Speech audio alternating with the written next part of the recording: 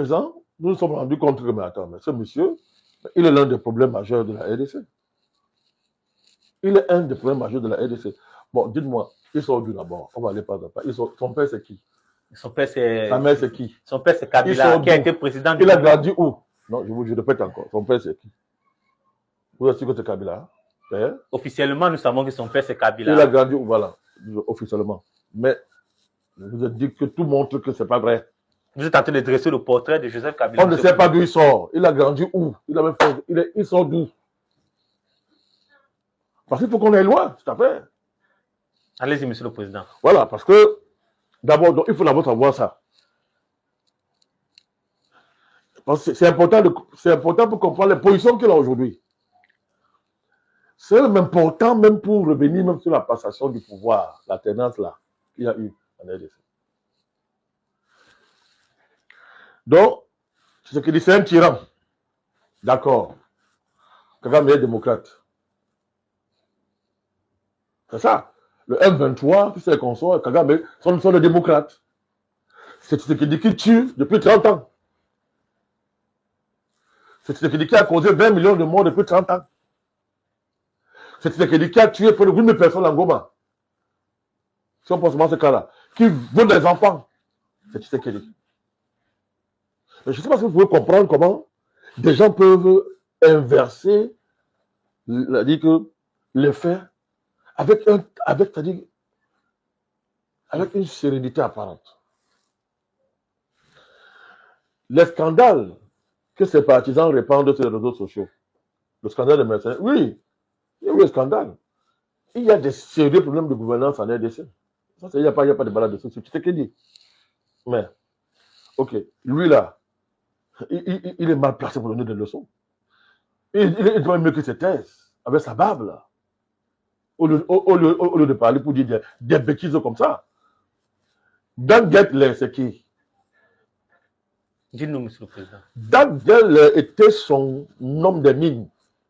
Ni Congolais, il était Congolais ni de père, ni de mère, machin. Dan Getler, c'était un Israélien. Faites des recherches sur lui. Donc, il reproche, lui, à Tshisekedi, ce qu'on lui a passé le temps à faire quand il était au pouvoir.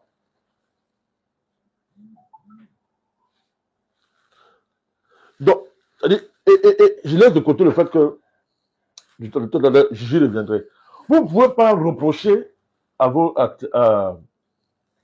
celui que vous estimez être le problème de la RDC. À M. Tshisekedi, ce que vous avez fait, même en pire, je dis bien, même en pire que lui. Quand vous étiez au pouvoir. Quand vous étiez au pouvoir. Et par là, donc, vous soutenez le M23 et Paul Kagame.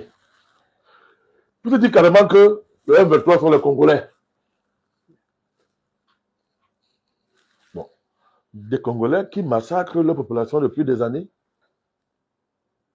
et qui, en un temps record, ont fait au moins 10 000 morts seulement pour entrer en Goma, etc. Et qui pillent les matières premières de leur pays pour aller signer des accords, pour aller donner au Rwanda, pour que le Rwanda aille vendre aux Occidentaux. Mais c'est grave, hein? On va prendre ces références. Accord de Sun City. Je vous demande d'aller étudier les accords de Sun City. Vous allez comprendre. Vous allez comprendre pourquoi il dit que c'est un tyran. Et que pour lui, le problème c'est la démocratie. Peut-être parce qu'il veut retourner au pouvoir. Je vous ai dit que quand un Africain vous dit démocratie, méfiez-vous de lui. Méfiez-vous d'un Africain qui vous dit que démocratie là, de manière aussi vulgaire et légère. Méfiez-vous de lui. Ce sont des dangereux. Que veut dire démocratie dans un pays qui est dans une telle situation d'abord? Il parle de quelle démocratie? Démocratie veut dire que, il a si bien dit, il dit que les accords de Sun City sont le socle de toute perspective de paix, en RDC. Sun City, c'est quoi? Paix et stabilité. C'est ça qui a débouché sur la constitution actuelle. Or, c'est quoi cette constitution? Elle consacre l'avènement d'une armée espagnole en RDC. Tu vas appeler une armée espagnole? Allez savoir ce qu'on appelle auberge. Allez savoir ce que, quand on dit auberge espagnole, vous remplacez auberge par armée espagnole. Ça veut dire quoi? C'est une armée qui n'appartient pas. C'est une armée on ramasse la nationalité de toutes parts dans le monde. On ramasse n'importe qui, on met là dans l'armée. Des mercenaires. Ouais, c'est-à-dire que je vous dis que c'est même pire que les mercenaires.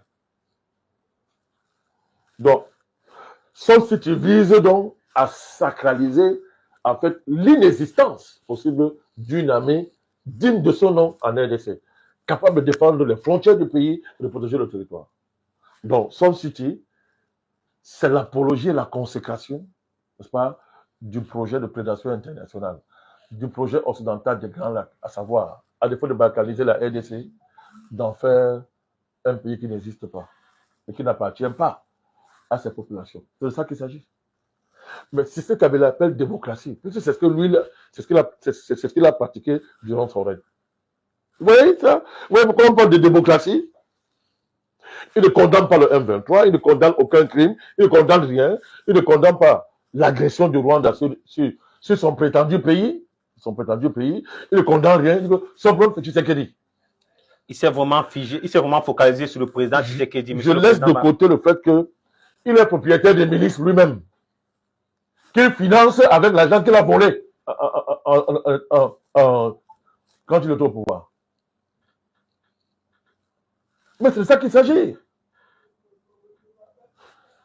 Allez voir, quand vous allez lire le processus les différents processus, Luanda, Nairobi. Donc, ce qui distingue les deux processus, c'est que d'un côté, le processus je crois que c'est Nairobi, le processus de Nairobi, c'est l'ensemble des forces des groupes armés, étrangers et locaux. On a identifié près de 266 groupes armés en RDC. Sur le contrôle de qui? Parmi lesquels 252 d'origine locale, 14 de sources étrangères. Et sur le contrôle de qui, Monsieur le Président? Peu importe. Mais comment vous ne comprenez pas l'importance d'une armée dans un tel pays? Vous voyez que tout ça, c'est pour qu'il n'y ait jamais d'armée dans ce pays-là, qu'il n'y ait pas d'armée. Et pour renforcer votre... Attendez. Non, le processus de Luanda et Nairobi, l'enjeu à la fin, puisque Luanda, c'est le processus qui oppose simplement la RDC et le Rwanda, parlons comme ça. Oui.